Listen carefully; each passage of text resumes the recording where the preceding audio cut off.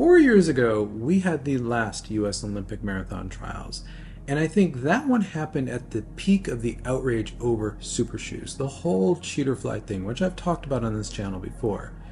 That was the one that will be remembered for Nike giving all participants a pair of original Alphaflys.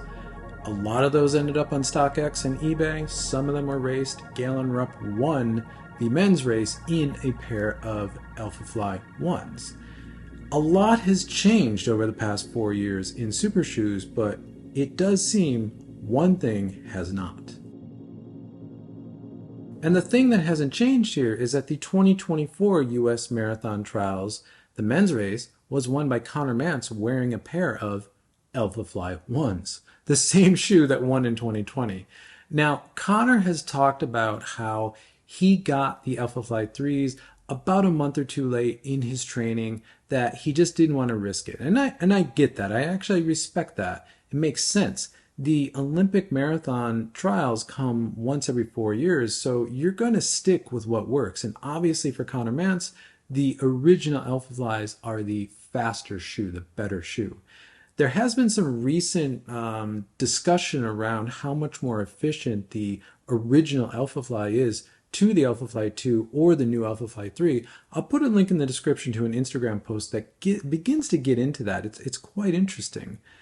But overall, it's not a great look for Nike. Now, Leonard Korir finished third in a pair of Alphafly 3s, and there were a lot of Alphafly 3s out there on the course, but there still were some Alphafly 1s, and there were a couple Alphafly 2s that I saw. So again, not a great look for Nike that a lot of the top Nike athletes are still choosing the older models. We saw this a lot in the fall 2023 marathon season. I thought it would be kind of gone now in the spring 2024 season, but we'll see. We have a couple majors coming up. We have Tokyo next, and it'll be interesting to see what Nike athletes are running in there. Over on the women's side, we had Fiona O'Keefe coming in first place and Dakotah Lindwurm coming in third place for Puma Racing in the new Puma Deviate Nitro Elite 3. Now, we've seen Puma do very well with U.S. women's marathon racing. They're obviously investing in that program. They're finding great athletes. They're giving them, ample, resources for training, and they're building great product. And we saw a lot of other Pumas out there on the course. We saw a lot of Fast Rs and Fast R2s as well. So it's really interesting to see Puma really kind of coming out and doing really well. I will be curious how well Puma's success is on the global scale in the World Majors in this 2024 racing season, both in the spring and the fall. It's going to be really interesting to see how well they do, but they obviously are really developing some great product. Another thing I found very interesting was Asics. Clayton Young getting second place in what was obviously the new Asics Metaspeed Sky Plus or 3, whatever the name is. This is the worst best kept secret in super shoes right now. We started seeing this shoe on podiums in the marathon season last year in 2023 in the fall, and we've seen it on social media. And in fact, Alex Felitti just posted a video, which I'll link in the description, that was a training camp, development camp for Asics pros, obviously developing the new Metaspeed Sky Plus or 3, but it's all blurred out. You don't ever really see it. So I get that Asics wants a big PR win here. They want to make a big splash. When they released the Metaspeed Sky Plus and Edge Plus, almost 2 years ago now, they did do a big press tour of that, and they did make a big splash. And I get they want to do that again, but we've seen this shoe. We get all the details. We've seen a lot of the revised geometry. We know it's FF Turbo Plus foam. We know most of the details about this shoe. So it's a really badly kept secret, but good to see them still out there. Asics had a couple surprise podiums in World Majors last fall. It's good to see them here in the American Marathon Trials.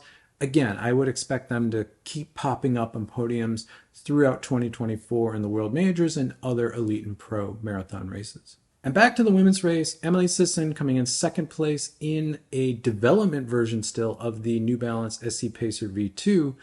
She's been doing really well in this relatively lower stack shoe. And now that we know a lot of details about the New Balance SC Pacer V2, we know that that shoe is being developed around her gait, around her metrics and preferences, and then scaled up to the larger sizes.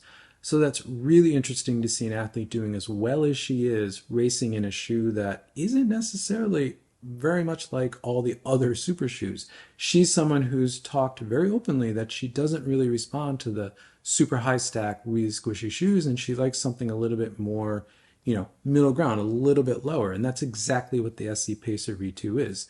So congratulations to her on second place. And I'm really curious to get that shoe on my feet because I'm a racer and a runner who also likes a little bit of a lower stack shoe. So I will definitely be trying that shoe out. Based on the race that I watched today, it really does feel like we are entering a new chapter in the super shoe era of running shoes. If 2020 was the end of the outcry against technology and the cheater fly thing, and really after those 2020 US Olympic trials, did super shoes really become the norm? People still complain, but not anywhere the same level that they were prior to that. And over the past 4 years, running shoes have really evolved, and super shoes across all brands have gotten quite good. Now, obviously, racing back in 2020, things got weird. The world changed quite a lot for reasons completely unrelated to running. But again, brands really develop some really quality products, some really strong super shoes, and really every running shoe brand right now has a somewhat competitive super shoe. I would still say Nike and Adidas are still the top tier, but there's a lot of other brands gunning to get up there. And we've seen Asics, we've seen On, we've seen Puma, we've seen other brands start to get podiums at elite level races. So 2024 is going to be quite interesting for that. Now, this new chapter that I think we're entering is really going to be around weight savings. We saw the initial sort of prologue to that last year with Adidas releasing the Evo 1. I think we're only going to see brands double down on that this year with more delicate PIBA foams. And I think PIBA has won.